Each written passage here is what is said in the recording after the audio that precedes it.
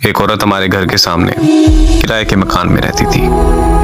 उसके 2 बच्चे थे जिनके साथ वो रोज शाम को अपनी छत पर खेलने के लिए ले आया करती थी। मैं भी हर रोज अपनी छत पर शाम को उसे देखने के लिए जाया करता था। मैं उसको इशारे करता था मगर वो इग्नोर कर देती थी। इस बात को 6 महीने गुजर चुके थे मगर वो मेरी तरफ देखती तक नहीं थी।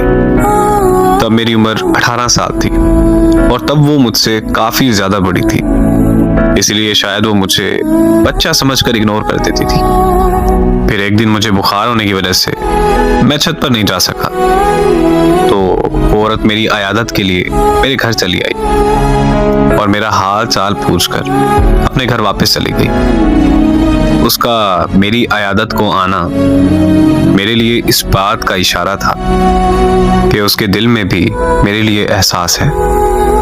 फिर जब मैं अगली शाम छत पर गया तो वो इशारों में मेरा हाल पूछने लगी। मैंने उसे इशारों में बताया कि हाँ मैं ठीक हूँ, तो वो मुस्कुराने लगी। 2 दिन बाद एक पर्ची पे मैंने अपना नंबर लिखकर उसकी छत पर फेंका और फिर उसने मुझे फोन किया तो मैंने उससे अपनी मोहब्बत का इजहार किया और पूछा कि क्या वो मुझसे शादी करेगी। तो वो हंसने लगी और उसने मुझे ये कहा कि तुम अभी बच्चे हो, तुम्हें समझ नहीं है कि तुम ये कह क्या रहे हो और किस से कह रहे हो।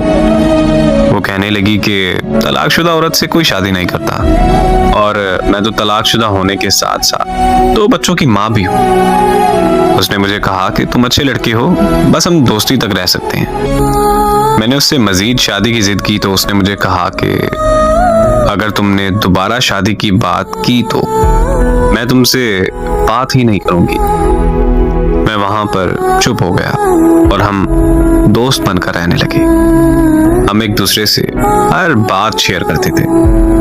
एक रात हमारी फोन पर बात हो रही थी कि उसने बताया कि वो घर पर अकेली है क्योंकि उसके अम्मी अब्बू शहर से बाहर गए हैं। ये सुनते ही मैं उसके घर के बाहर पहुंच गया और उसे दरवाजा खोलने को कहा, लेकिन उसने दरवाजा खोलने से इनकार कर दिया। तो मैंने भी जिद कर ली कि मैं पूरी रात घर के बाहर बैठा रहूंगा। 2 घंटों की जिद के बाद आखिरकार उसने दरवाजा खोल ही दिया। लेकिन आज मुझे अपनी उस जिद पर बहुत ज्यादा पछतावा होता है कि काश मैंने उस दिन अपनी जिद छोड़कर उसकी बात मान ली होती तो आज वो जिंदा होती। उसके दरवाजा खोलते ही मैं अंदर चला गया।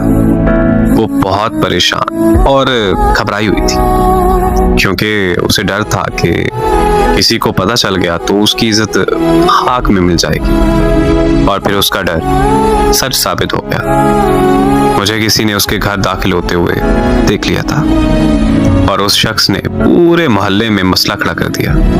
सारे मोहल्ले वाले इकट्ठा होकर उसके घर के बाहर आ गए। मैं छुप गया था लेकिन उन्होंने मुझे ढूंढ लिया था। मेरे घर वाले भी मोहल्ले वालों के साथ मौजूद थे। वो मुझे घर ले गए और मेरे अब्बू ने मेरी बहुत बेइज्जती की, लेकिन मैंने अपने घर वालों से साफ कह दिया था कि मैंने उस औरत से शादी करनी है वरना मैं जहर खा लूंगा और मर जाऊंगा। तो मेरे घर वाले मान गए और अगली सुबह उस औरत के माँ बाप वापस आने पर मोहल्ले में पंचायत बैठ गई। पंचायत में सब आ गए थे मगर वो और उसके माँ बाप नहीं आए। थोड़ी देर बाद खबर आई कि उस औरत ने जहर खा लिया है। मैं वहां से उसके घर की तरफ भागा, लेकिन मेरे पहुंचने से पहले वो मर चुकी थी। उसे इस दुनिया से गए 8 साल हो गए, लेकिन मैं आज तक उसे भूलकर किसी और का नहीं हो सका। मुझे आज भी ये बात अंदर से खा जाती है कि काश मैं उस दिन जिद ना करता तो वो आज जिंदा होती। इससे बड़ा दर्द क्या होगा कि मेरी वजह से उसकी जान चली गई। लेकिन मोहब्बत करना कोई गुनाह नहीं। जब सच्ची मोहब्बत हो जाए तो वो रंग रूप, अमीर गरीब, काला घोरा या उम्र में फर्क मोहब्बत में नहीं देखा जाता। जब मोहब्बत हो जाती है तो फिर हो जाती है। वो एक शेर है कि वो मोहब्बत को हवस समझते हैं तो कह देना उसे, हाँ बदन ही चाहिए लेकिन ता कयामत चाहिए।